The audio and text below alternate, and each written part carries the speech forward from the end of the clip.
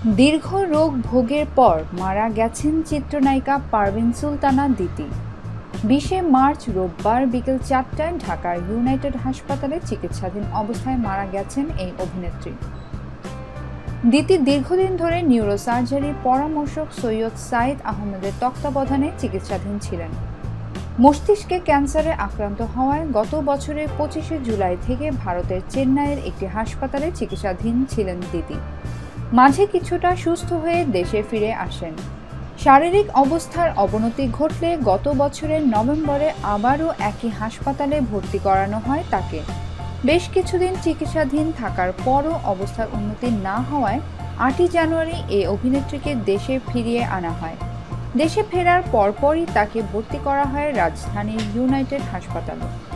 অসুস্থ হওয়ার আগে দিতি নতুন দুটি ধারাবাহিক নাটকে কাজ করছিলেন, একটি লাইফ ইন আ মেট্রো, অন্যটি মেঘে ঢাকা শহর। পাশাপাশি তিনি বদিউল আলম খোকন পরিচালিত রাজা বাবু ছবির কাজও করছিলেন। 1965 সালের 31শে মার্চ নারায়ণগঞ্জের সোনারগাঁওয়ে দিতির জন্ম। 1984 সালে নতুন মুখের সন্ধানের মাধ্যমে দেশীয় চলচ্চিত্রে পদার্পণ করেন তিনি।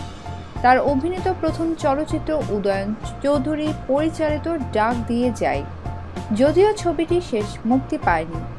দিতি অভিনীত মুক্তিপ্রাপ্ত প্রথম চলচ্চিত্র ছিল আজমল হুদার আমি ওস্তাদ। 31 বছরের অভিনয় জীবনে 2 শতাধিক ছবিতে কাজ করেছেন দিতি।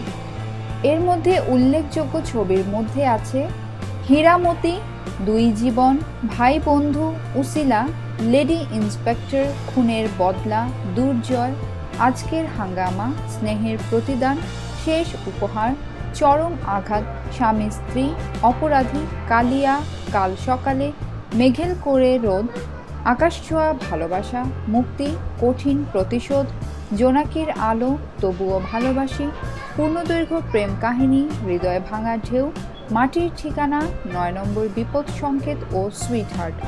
মুক্তির অপেক্ষায় রয়েছে ধূমকেতু ছবিটি। সিনেমার পাশাপাশি টিভি নাটকেও অভিনয় করেছেন দিতি, নাটক পরিচালনাও করেছেন। এছাড়া নানা বিষয়ক অনুষ্ঠানও উপস্থাপনা করেছেন। অভিনয়ের বাইরে মাঝে মধ্যে গান গাইতেও দেখা গেছে তাকে।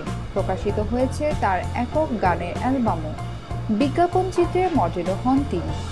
চিত্রনায়ক সোহেল চৌধুরীকে ভালোবেসে বিয়ে করেছিলেন দিতি। তাদের সংসারে লামিয়া ও দীপ্ত নামের 2 সন্তান রয়েছে। সোহেল চৌধুরীর মৃত্যুর পর চিত্রনায়ক ইলিয়াস কাঞ্চনকে বিয়ে করে